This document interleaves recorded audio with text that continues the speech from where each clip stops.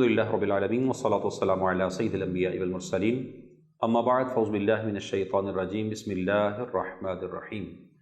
آج نئے ایپیسوڈ کے ساتھ آپ کے پاس حاضر ہیں اور انشاءاللہ عز و جل آج سورہ مومنون 18ویں پارے سے خلاصہ تفسیر قرآن درس قرآن سماعت کریں گے۔ اللہ تعالیٰ ارشاد فرماتا ہے قد افلح المؤمنون۔ اس پارے میں اس کی ابتدا میں ان آیات کے اندر فلاح پانے والے مومنوں کی صفات کو ذکر کیا گیا۔ اللہ تعالیٰ عز و جل ارشاد فرماتا ہے کہ بے شک ایمان والے کامیاب ہو گئے۔ قد افلح المؤمنون، فلاح پا گئے۔ کون پا گئے؟ ایمان والے۔ ایمان والے اب کون ہیں؟ ان کی صفات کو بالترتیب آیات میں بیان کیا جائے گا۔ الذین هم فی صلاتہم خاشعون، پہلی ان کی صفت یہ ہے، ان کا وصف یہ ہے کہ وہ اپنی نماز میں خشوع خضوع کرنے والے ہیں۔ اب خشوع خضوع کو سمجھیے گا۔ نماز میں ظاہری خشوع خضوع یہ ہے کہ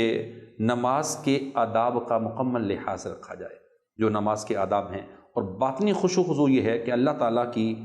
عظمت پیش نظر ہو، دنیا سے توجہ ہٹی ہوئی ہو اور دل نماز میں لگا ہو۔ ایسی نماز کی فضیلت حدیث مبارکہ میں یوں بیان کی گئی کہ وہ نماز اس کے سابقہ گناہوں کا کفارہ ہو جاتی ہے جب تک کہ وہ کبیرہ گناہ نہ کرے، اور یہ سلسلہ ہمیشہ جاری رہے گا۔ زندگی میں جب بھی خشوع خضوع سے نماز ادا کرے گا تو یہ اس کو فضیلت ملتی رہے گی۔ تو اللہ تبارک و تعالیٰ خشوع خضوع سے نماز پڑھنے والے کو ایمان والے کی بہترین صفت قرار دیتا ہے۔ تو ہمیں بھی چاہیے جب ہم اپنی نمازوں کے لیے کھڑے ہوں تو خشوع خضوع کے ساتھ کھڑے ہوں۔ خشوع خضوع پانے کا کہ نماز میں خشوع خضوع ملے، ایک طریقہ یہ بیان کیا گیا کہ جب بندہ نماز کے لیے کھڑا ہو تو توجہ الی اللہ ہو، اور توجہ الی اللہ کے لیے کہ اللہ کی طرف توجہ بڑھانے کے لیے بندہ یہ انداز اپنائے کہ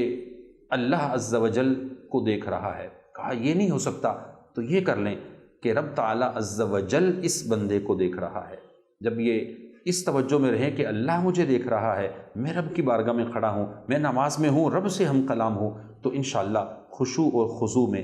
بہتری آئے گی۔ نماز بہت اچھے انداز میں اس کو سکون کی طرف لے جائے گی۔ اور دوسری صفت جو ایمان والوں کی بیان کی گئی، فرمایا والذین هم عن اللغو معرضون، والذین هم عن اللغو معرضون، اور وہ جو فضول بات سے منہ پھیرنے والے ہیں۔ حضرت عبداللہ بن عباس رضی اللہ تعالیٰ عنہ فرماتے ہیں کہ یہاں لغو سے مراد شرک ہے، البتہ عمومی معنی کے اعتبار سے اس میں ہر وہ قول، ہر وہ فعل اور ناپسندیدہ یا مباح کام داخل ہے جس کا مسلمان کو دینی دنیاوی کوئی فائدہ نہ ہو، جس کام کا کوئی بھی فائدہ نہ ہو، اس کو لغو کہا گیا۔ اور رسول اللہ صلی اللہ علیہ وسلم نے ارشاد فرمایا آدمی کے اسلام کی اچھائی میں ہے کہ وہ بے مقصد چیز کو چھوڑ دے، یعنی آدمی کا اچھا ہونا، اس کے کام کی اچھائی یہ ہے وہ بے مقصد چیزوں سے اپنے آپ کو دور رکھے، مقصد کے کام کرے، مقصد کی چیزیں کرے۔ آپ گفتگو کریں تو وہ نیکی ہو، آپ کوئی کام کریں تو وہ اس کے اندر امر بالمعروف ہو یا نہی عن المنکر ہو۔ تو یہ انداز جب اس کا ہوگا، اس کا گفتگو کا، اس کی باتوں کا، تو وہ بہت بھلا اور اچھا ہوگا۔ اور اس کو اور آسان اور عام فہم انداز میں اگر سمجھنے کی طرف جائیں تو فضول باتوں سے منہ پھیرنے والا شخص جو ہے وہ ایمان والے کی ایک اچھی صفت اس کو قرار دیا گیا۔ ہم اور اس کو سمجھیں، آج ہمارے معاشرے کے اندر جو انداز ہے وہ انتہائی ناگفتہ بھی ہے، تکلیف دہ بھی ہے کہ گفتگو کرتے وقت ان چیزوں کا لحاظ نہیں رکھا جاتا، بلکہ معاذ اللہ آج دیکھیں تو معاشرے کے اندر فرد اور افراد جب مل بیٹھتے ہیں غیبتیں شروع ہو جاتی ہیں، چغلیاں شروع ہو جاتی ہیں، فضولیات پہ گفتگو کرتے ہیں، بلکہ معاذ اللہ بعض تو اس حد تک ہوتے ہیں کہ عن اللغو معرضون کی جب ہم بات کریں کہ وہ فضول باتوں سے منہ پھیرنے والے ایمان والے نہیں لگتے، بلکہ وہ تو معاذ اللہ ایسے ہوتے ہیں کہ جو شرم و حیا کی طرف نہیں جاتے، بلکہ وہ بے شرمی کی باتوں میں پڑے ہوتے ہیں، وہ بیہودگی کی باتوں میں پڑے ہوتے ہیں۔ تو اللہ تعالیٰ عز و جل تو ایسے بندوں کو پسند نہیں کرتا، بلکہ ایمان والوں کی جو علامت بیان کی گئی ہے ہمیں اس بات کی طرف آنا ہے، ہمیں بیہودگی کو چھوڑنا ہوگا، ہمیں لغو چیزوں کو چھوڑ کر اچھائی والی چیزوں کی طرف آنا ہوگا۔ جب آئیں گے تو ایمان والوں کی جو علامت بیان کی گئی، نہ وہ لغو باتیں کرتے ہیں، نہ فضول باتیں کرتے ہیں، نہ وہ بیہودگی کی باتیں کرتے ہیں، بے شرمی کی باتیں کرتے ہیں، بلکہ وہ تو اللہ اور اس کے رسول کی رضا والے کام اور رضا والی باتیں کرتے ہیں۔ اگلی صفت جو بیان کی گئی والذین هم للزکاۃ فاعلون، وہ لوگ کہ جو زکوٰۃ دینے کا کام کرتے ہیں۔ تو زکوٰۃ یہ ارکان اسلام میں سے بھی ایک رکن ہے، جس مسلمان پر زکوٰۃ فرض ہے اس کے لیے لازم اور ضروری ہے کہ وہ زکوٰۃ ادا کرے۔ ایمان، کامل ایمان والے کی علامات میں یہ بھی ایک علامت ہے، یہ بھی ان کے اوصاف میں ایک وصف موجود ہے کہ جب اس پر زکوٰۃ فرض ہوتی ہے تو وہ زکوٰۃ ادا کرتا ہے۔ اب زکوٰۃ کی ادائیگی کے لیے وہ کوئی ہیلہ نہیں کرتا، کوئی بہانہ نہیں کرتا، وہ اپنے آپ کو مختلف چیزوں سے یعنی اللہ کی راہ میں خرچ کرنے میں بچانے کے لیے کوئی بھی کسی کا عمل نہیں کرتا، بلکہ اس کی کوشش ہوتی ہے کہ یہ اللہ کا حکم ہے تو وہ اللہ کے حکم کو بجا لانے کے لیے وہ اپنے مال کو اللہ کی راہ میں خرچ کر رہا ہوتا ہے۔ تو رب فرماتا ہے کہ ایمان والے کی ایک صفت ہے، مومن کی ایک صفت ہے کہ وہ زکوٰۃ ادا کرتے ہیں۔ والذین ہم لفروجہم حافظون، اور وہ جو اپنی شرمگاہوں کی حفاظت کرنے والے ہیں۔ تو یہاں پر اللہ تبارک و تعالیٰ نے ایک اور صفت بیان کی، فرمایا کہ وہ پاک ہیں، پارسا ہیں، اور وہ گناہ کی طرف نہیں جاتے، وہ اپنی شرمگاہوں کی حفاظت کرتے ہیں۔ وہ مرد ہوں، وہ عورتیں ہوں، وہ ایمان والے ہوں، ایمان والیاں ہوں، وہ اپنی پارسائی کی حفاظت کرتے ہیں۔ تو اللہ تبارک و تعالیٰ نے اس طرح ان کی ایک یہ صفت بیان فرمائی، اور اگلی آیات کے اندر مزید جن صفات کا ذکر فرمایا ان میں والذین ہم لاماناتہم وعہدہم راعون، ارشاد فرمایا کہ وہ جو اپنی امانتوں اور اپنے وعدے کی رعایت کرتے ہیں، یعنی ان کے لیے جو چیز بیان کی گئی، فرمایا کہ ایمان والوں کی ایک صفت یہ بھی ہے کہ جب ان کے پاس امانت رکھوائی جائے اس میں خیانت نہیں کرتے، جب وعدے کریں تو وہ اس کو پورا کرتے ہیں۔ والذین ہم علی صلواتہم یحافظون، اور وہ اپنی نمازوں کی حفاظت کرتے ہیں۔ اب یہاں تینوں آخری جو صفات ہیں ان پر ایک ایک کر کے ہم گفتگو کرتے ہیں۔ ارشاد فرمایا کہ امانت کی حفاظت کرتے ہیں۔ ایمان والے کی یہ ایک بہترین صفت ہے، اعلیٰ اوصاف میں ایک وصف ہے۔ آج ہمیں بھی اپنے معاشرے کے اندر اس چیز پر توجہ دینے کی حاجت ہے کہ جب ہمارے پاس کوئی شخص اگر امانت کے طور پر رقم رکھوا دے، کوئی چیز رکھوا دے، ہمیں امین بنایا جائے، امانت ہمارے پاس ہو۔ امانت دو طرح کی ہوتی ہے، ایک تو مالی امانت ہے، ایک کسی کی کوئی بات، کوئی راز، یہ بھی امانت ہے۔ تو اس میں بھی خیانت نہ کی جائے، اس راز کو بھی دوسرے تک نہ پہنچانا، یہ بھی اس کی ذمہ داری ہوتی ہے۔ اور اسی طریقے سے وعدے کے متعلق فرمایا گیا، اب کسی سے اگر کوئی وعدہ کر لیں، کسی کے ساتھ کوئی بات طے کر لیں، اس وعدے کو پورا کرنا بھی ایمان والے کی جو ہے وہ ایک علامت ہے، ایک وصف ہے، ایک اچھا وصف ہے۔ اور اسی طریقے سے یاد رکھیں کہ وعدے کے اندر تجارت کرنے والے جو سودا کرتے ہیں، تو سودا کرنے والا بھی اگر سودا کر کے توڑ دے گا تو وہ بھی وعدہ توڑنے والا اس کو کہا گیا، کیونکہ یہ بھی ایک وعدہ ہوتا ہے، یہ بھی ایک معاہدہ ہوتا ہے، یہ بھی ایک ایگریمنٹ ہوتا ہے، یہ بھی ایک بات ہوتی ہے۔ تو ایمان والا ان ساری چیزوں میں اچھائیوں کا حامل ہوتا ہے۔ اسی طرح والذین ہم علی صلواتہم یحافظون، جو اپنی نمازوں کی حفاظت کرتے ہیں، تو ارشاد فرمایا کہ ایمان والا مومن مسلمان وہ پکا نمازی ہوگا، وہ نمازوں کی حفاظت کرے گا۔ مسلمانوں کو بھی چاہیے کہ وہ اپنی نمازوں کی حفاظت کریں، وہ فجر ہو، وہ ظہر ہو، وہ عصر ہو، وہ مغرب ہو، وہ عشاء ہو، نمازوں کی حفاظت اور ان کو وقت پر ادا کرنا، یہ اللہ تبارک و تعالیٰ نے ایمان والوں کی صفات میں اس کو ذکر کیا۔ فرمایا اولئک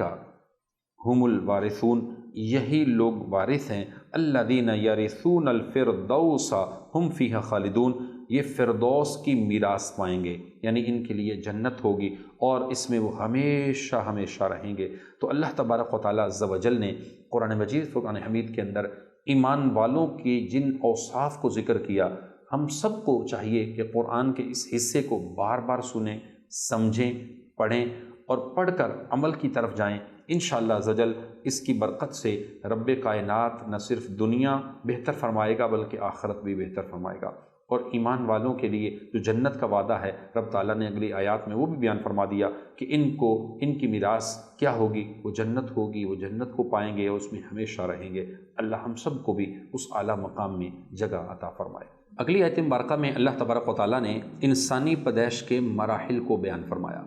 اور اس آیت مبارکہ کو آپ جب سنیں گے، سمجھیں گے، دیکھیں گے، تو آج کی میڈیکل سائنس اور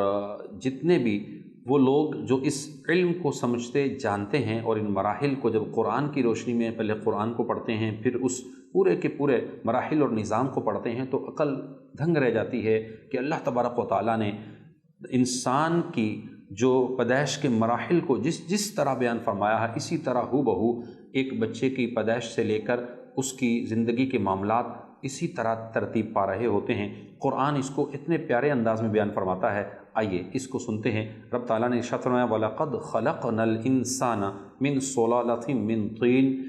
اور بے شک ہم نے انسان کو چنی ہوئی مٹی سے بنایا ہے۔ یہاں پر مفسرین نے لکھا کہ یہاں اول انسان سے مراد آدم علیہ نبینا وعلیہ السلام ہے۔ ثم جعلناہ نطفۃ فی قرار مکین، پھر اس کو ایک مضبوط ٹھہراؤ میں پانی کی بوند بنایا۔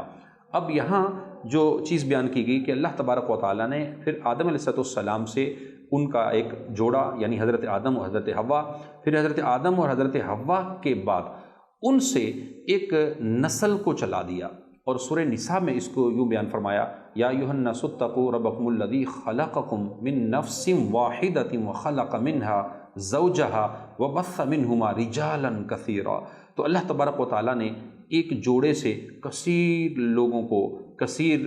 جو ہے وہ اولاد آدم کو پیدا فرمایا۔ تو اللہ تبارک و تعالیٰ عز و جل نے وہ جو پیدائش کے مراحل ہیں اور اس طرح کثیر اولاد آدم آگے بڑھتی چلی گئی، انسان پیدا ہوتے چلے گئے، لاکھوں کروڑوں اربوں یہ انسان جو بنے، ان کی جو پیدائش کے مراحل ہیں اس کو رب تعالیٰ عز و جل یوں بیان فرماتا ہے کہ انسان ایک ابتداً نطفہ ہے، ثم خلقنا النطفۃ علقۃ، پھر ہم نے اس پانی کی بوند کو جمع ہوا خون بنا دیا، اور فخلقنا العلقۃ مضغۃ،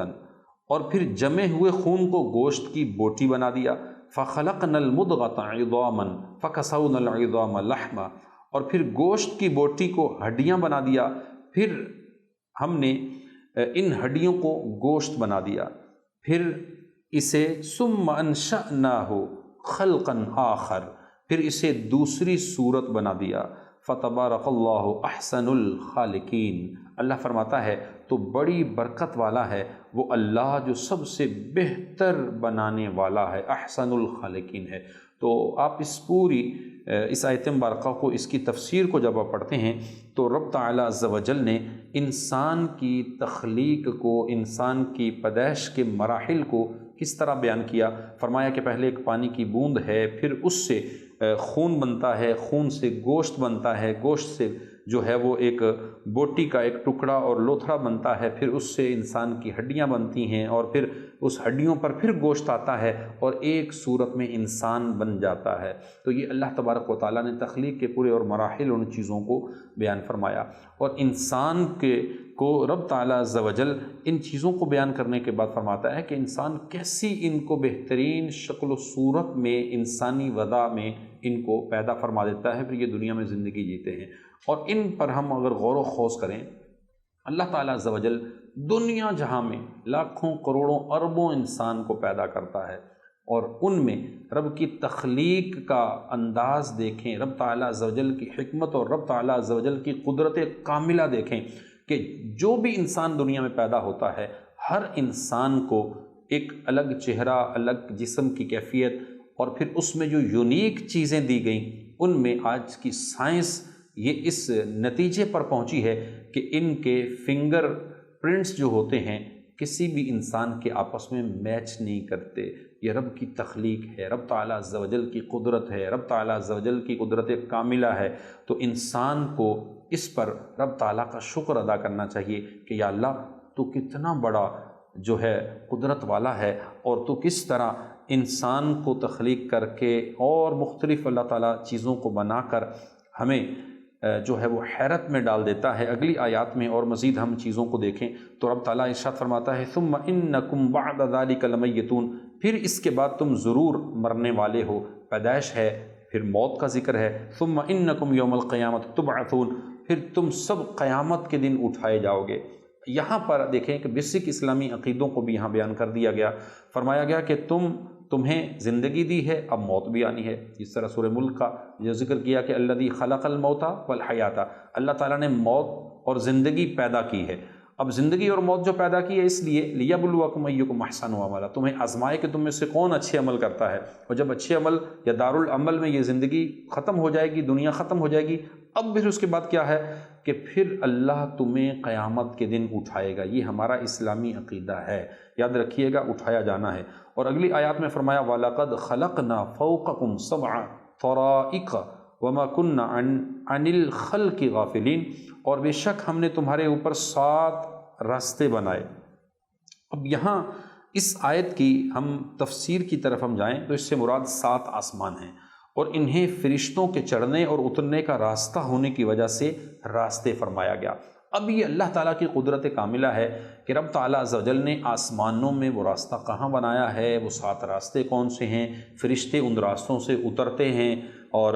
چڑھتے ہیں، آتے ہیں۔ یہ بھی رب تعالیٰ عز و جل کی قدرت کے نظائر ہیں کہ اللہ تبارک و تعالیٰ عز و جل کس طرح ان چیزوں کو تخلیق فرماتا ہے، پھر اس کو بیان فرماتا ہے، اور لوگ حیرت میں پڑے ہوئے ان چیزوں کو دیکھ رہے ہوتے ہیں کہ رب تعالیٰ عز و جل کی قدرت کے یہ نظائر کیا ہیں۔ اور آگے ارشاد فرمایا وَأَنزَلْنَا مِنَ السَّمَاءِ مَاءً بِقَدَرٍ فَأَسْكَنَّاهُ فِي الْأَرْضِ وَإِنَّا عَلَىٰ ذَهَابٍ بِهِ لَقَادِرُونَ، ارشاد فرمایا اور ہم نے آسمان سے ایک اندازے کے ساتھ پانی اتارا۔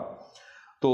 یہاں پر اندازے سے مراد یہ ہے کہ اتنا پانی اتارا جو لوگوں کی ضرورت اور حاجت کے لیے کافی ہو، اور جب رب تعالیٰ طوفان بھیج دے، پانی زیادہ بھیج دے تو وہ لوگوں کے لیے مصیبت بھی بن جاتا ہے، وہ لوگوں کے لیے سیلاب بن جاتا ہے، وہ لوگوں کے لیے سونامی بن جاتا ہے۔ لیکن رب جب اس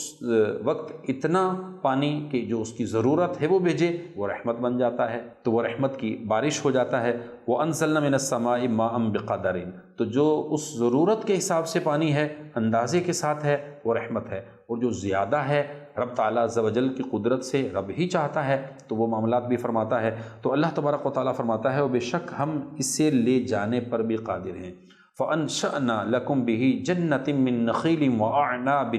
لَكُمْ فِيهَا فَوَاكِهُ كَثِيرَةٌ وَمِنْهَا تَأْكُلُونَ، تو اس پانی سے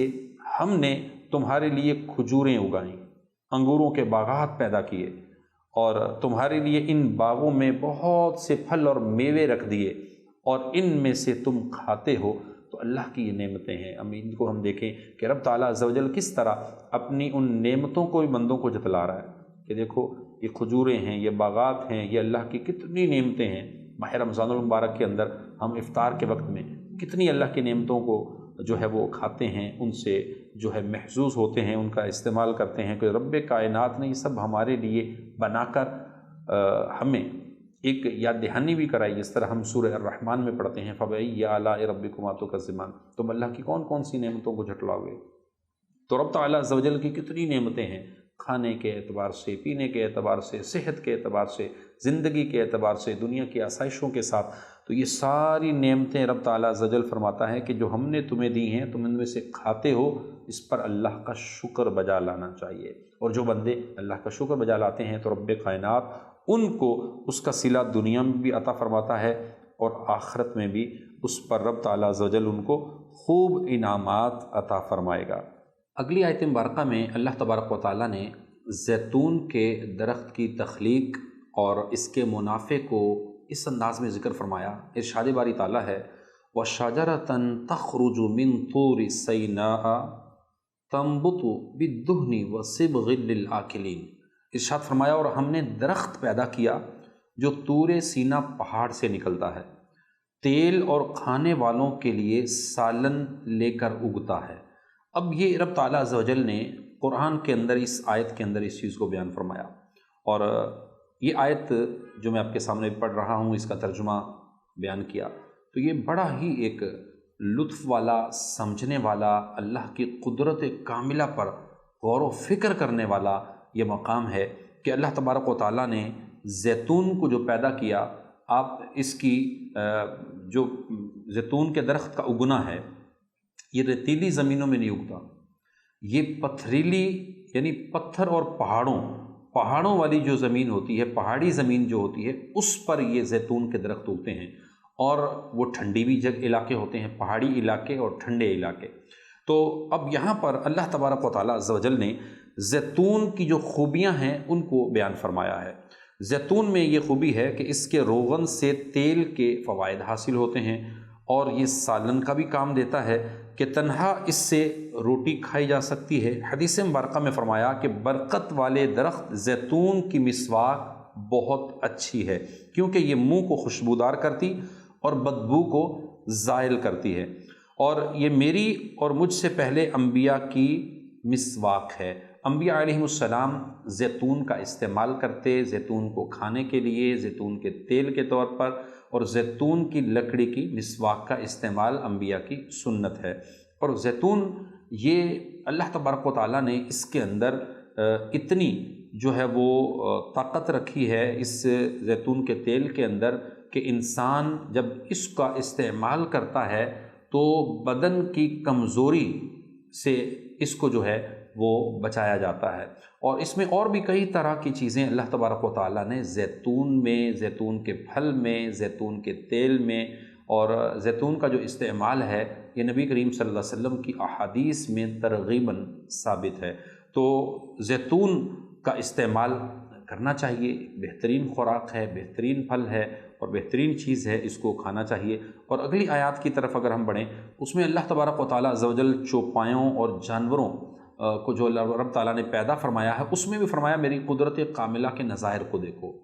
تو اللہ فرماتا ہے وَإِنَّ لَكُمْ فِي الْأَنْعَامِ لَعِبْرَةً، اور بے شک تمہارے لیے چوپاؤں میں سمجھنے کا مقام ہے۔ اب یہاں مفسرین نے لکھا کہ چوپائے کو دیکھیں، اس میں کیا سمجھنے کا مقام ہے؟ تو کہا کہ اس میں چوپایوں کو جب ہم دیکھتے ہیں تو اس کی حیت کو، جسامت کو، ان کے فوائد کو، اور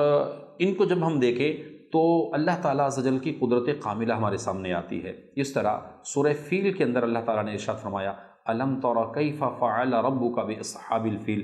کہ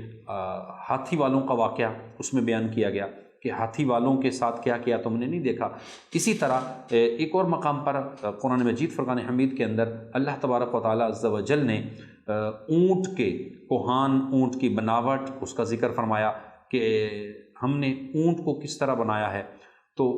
یہ جو ساری چیزیں ہیں، جانوروں کی حیت ہے، جانوروں کا بنانا ہے، ان کا جسم ہے، ہاتھی کا جسم ہے، اونٹ کا جسم ہے، ابابیل کا ذکر ہے، اور کئی جانوروں کا اور مختلف چیزوں کا جو قرآن کے اندر ذکر آیا، وہ کیا ہے؟ اللہ تعالیٰ کی قدرت کے نظائر ہیں کہ رب تعالیٰ نے دیکھو ایسی ایسی چیزیں، ہدہد کا قرآن کے اندر ذکر آیا، اور اس پرندے کے متعلق کہا گیا کہ یہ ایسا پرندہ ہے کہ یہ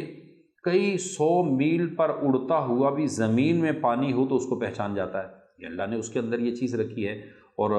اسی طرح اللہ تبارک و تعالیٰ عز و جل کی ہم نعمتوں کو دیکھیں، اس کی پیدا کی ہوئی چیزوں کو دیکھیں تو چوپایوں کے اندر بھی اللہ نے کئی طرح کی حکمتیں سمجھنے کے مقام رکھے۔ نسقیکم مما فی بطونہا ولکم فیہا منافع کثیرۃ ومنہا تاکلون، ہم تمہیں اس میں سے پلاتے جو ان کے پیٹ میں ہے، اور تمہارے لیے ان میں بہت فائدے ہیں اور انہی سے تم کھاتے ہو۔ اور اللہ تبارک و تعالیٰ آگے فرماتا ہے وَعَلَيْهَا وَعَلَى الْفُلْكِ تُحْمَلُونَ، اور ان پر اور کشتیوں پر تم سوار کیے جاتے ہو۔ جانوروں پر بھی سوار ہوتے ہیں، کشتیوں پر سوار ہوتے ہیں، یہ سواری کے کام آتے ہیں یہ جانور، یہ چوپائے۔ تو اللہ تعالیٰ عز و جل کی حکمتیں ہیں، قدرت ہے، ہمیں اس پہ غور و فکر کرنا چاہیے، غور و خوض کرنا چاہیے، اور اللہ تعالیٰ عز و جل کی قدرت پر ایمان لاتے ہوئے، رب تعالیٰ عز و جل کی حکمتوں کو سمجھتے ہوئے ہمیں زندگی کو اعمال حسنہ کے ساتھ گزارنا چاہیے۔ اللہ تعالیٰ عز و جل کی بارگاہ میں دعا ہے خالق کائنات ہمیں عمل کی توفیق عطا فرمائے۔ اگلے ایپیسوڈ میں نئے درس کے ساتھ انشاءاللہ ہم پھر حاضر ہوں گے۔ اللہ نگہبان۔